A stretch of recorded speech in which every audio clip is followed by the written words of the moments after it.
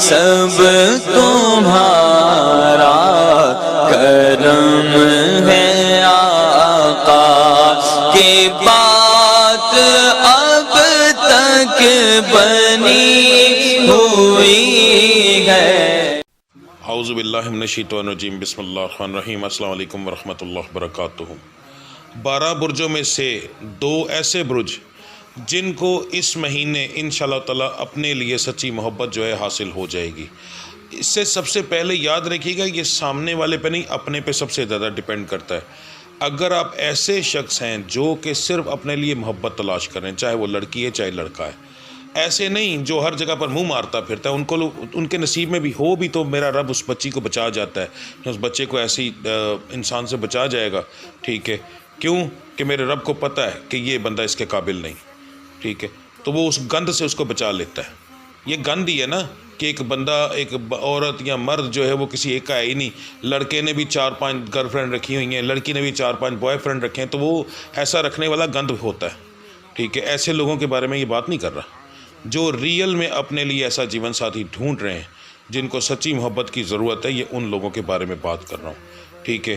تو ان 2 برجوں کا نام ہے، سب سے پہلا جو برج ہے اس کا نام ہے برج سنبلا، سٹار ہے ورگو، اور دوسرا جو برج ہے وہ ہے برج سور، سٹار ہے ٹورس۔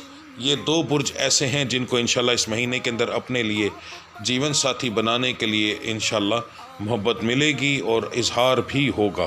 اپنی نیت صاف رکھیے گا، میرا رب کرم کرے۔ زندگی کے معاملات ہوتے ہیں، اس کو بڑا سیریسلی لیجئے گا، ٹھیک ہے؟ میرا مالک نے کرم کیا تو آپ کو اپنی مرضی کے مطابق میرا رب ایسے انسان سے ملائے گا جو آنے والے وقت میں آپ کی زندگی جو ہے نا اس کو سکون میں بنا دے گا۔ سچا جیون ساتھی مل جائے تو زندگی کے اندر انسان کو جنت مل جاتی ہے۔ اگر اچھا ہو تو زندگی جنت ہے، اگر برا ہو تو زندگی دوزخ ہے۔ تو دعا کرو کہ اللہ کی ذات سب کے گھروں میں سکون پیدا کرے۔ میرا مالک جن بچیوں کے گھروں میں بے سکونی ہے، شادی شدہ ہیں، میرا رب صدقہ پنجتن پات کا، صدقہ بی بی فاطمہ تو زہرا، نبی کریم صلی اللہ علیہ وسلم کی تمام آل اولاد کا، ان کی بیٹیوں کے گھروں کے صدقے کے اندر میرا رب جو ہے ان کے گھروں میں سکون پیدا کرے۔ میرا رب ان کے گھروں کو منور کر دے۔ میرا مالک ان کے گھروں سے بیماریاں اور ہر ایک چیز دور کر دے۔ میرے ساتھ اگر دعا کے اندر آمین لکھو گے تو پتہ نہیں کس کی آمین کی توفیل آپ کی بھی پریشانیاں میرا رب دور فرما دے گا۔ کومنٹ کے اندر آمین جب لکھتے ہو تو وہ اصل میں آمین ہوتی ہے، اور اس آمین کے نیچے آمین آتی ہے، تو ایک دوسرے کی آمین کے ساتھ جب آمین ملتی ہے تو میرا رب کس کی زبان کس کے الفاظ قبول کر کے باقی سب کی دعا قبول کر لے، یہ کسی کو نہیں پتہ ہوتا۔